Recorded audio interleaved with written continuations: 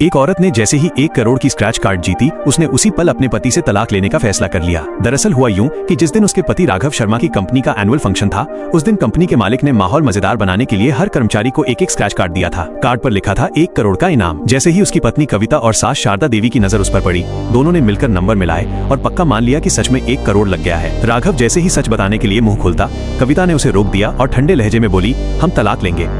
राघव को लगा वो मजाक कर रही है। वो फिर समझाने लगा कि कार्ड नकली है, लेकिन तभी शारदा देवी बीच में कूद पड़ी। उन्हें लगा राघव पैसा हड़पना चाहता है। उन्होंने तुरंत कहा कि इस पैसे से राघव का कोई लेना देना नहीं है। कविता ने भी साफ कह दिया कि स्क्रैच कार्ड सबसे पहले उसी ने देखा था, इसलिए पैसा उसी का है। कानून में साफ है, जिसने पहले देखा वही मालिक। उसने ताना मारा, 1 करोड़ का तुमसे कोई रिश्ता नहीं।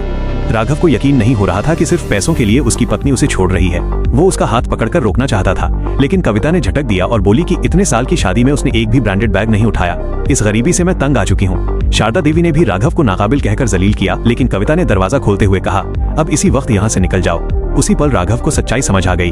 उसे याद आया कि कैसे वो सालों तक रात रात भर ओवरटाइम करता रहा, बीमार शरीर के साथ दवाइयाँ खाकर काम करता रहा, बस इसलिए कि परिवार खुश रहे, और बदले में उसे यही मिला। कविता ने घमंड से कहा कि अब उनके बीच जमीन आसमान का फर्क है और कल चाहे कुछ भी हो जाए, तलाक होगा ही। इतना कहकर उसने मोबाइल निकालकर तलाक की अपॉइंटमेंट बुक कर ली। कविता को ये बिल्कुल नहीं पता था कि उसी कंपनी के फंक्शन में राघव को डायरेक्टर ने ग्रुप पार्टनर बना दिया था। उसे एक बड़ी सब्सिडियरी कंपनी की जिम्मेदारी दी गई थी और साथ ही 5 करोड़ के शेयर। लेकिन लालची माँ बेटी को लगता रहा कि वो बस एक मामूली नौकरी करने वाला इंसान है।